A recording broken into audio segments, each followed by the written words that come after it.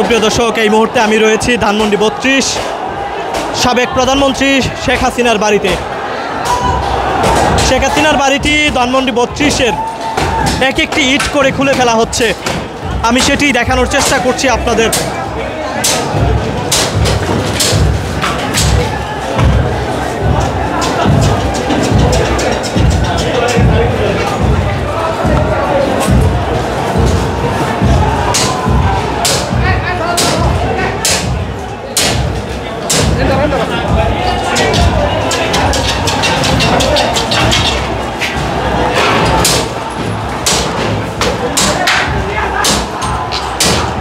কথা বলতে চাই, বলবেন আসলে বাড়িতে দেখা হচ্ছে সেই বিষয়ে কি বলতে চান?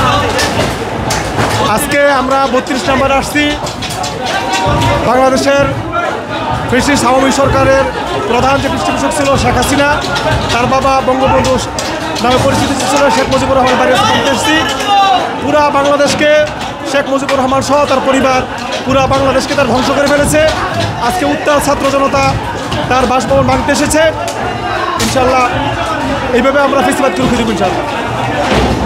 দর্শক দেখুন, এইভাবেই আসলে ধানমন্ডি ৩২-টিকে ভেঙে ফেলা হচ্ছে। আপনারা নিশ্চয়ই জানেন যে বাংলাদেশে অন্তর্বর্তীকালীন সরকার গণ অভ্যুত্থানের পর এই ছাত্রদের উপর যে গণহত্যা, যেই বর্বর হামলা চালিয়েছিল, সেই আওয়ামী লীগ হামলা চালানোর পর গণ অভ্যুত্থানের পর কিন্তু এই সাবেক প্রধানমন্ত্রী শেখ হাসিনা কিন্তু দেশ থেকে পালিয়ে যায়।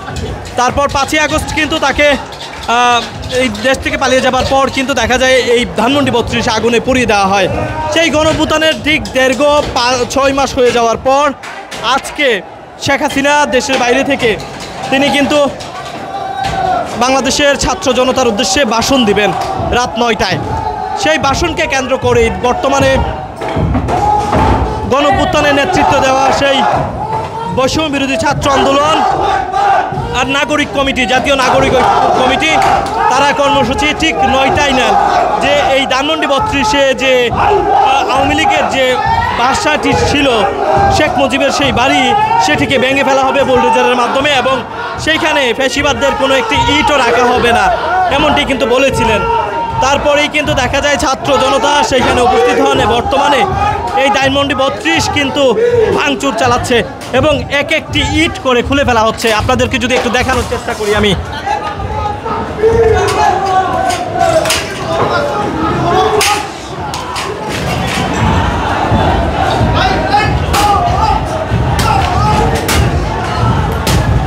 দেখুন, এভাবেই কিন্তু এক একটি ইট এই ধানমন্ডি ৩২ থেকে খুলে ফেলা হচ্ছে। দেখুন, বর্তমানে এই ধানমন্ডি ৩২-এ লাখো লাখো শিক্ষার্থী কিন্তু বর্তমানে জড়ো হয়েছেন এবং প্রতিটি ভবনই ভেঙে ফেলা হচ্ছে।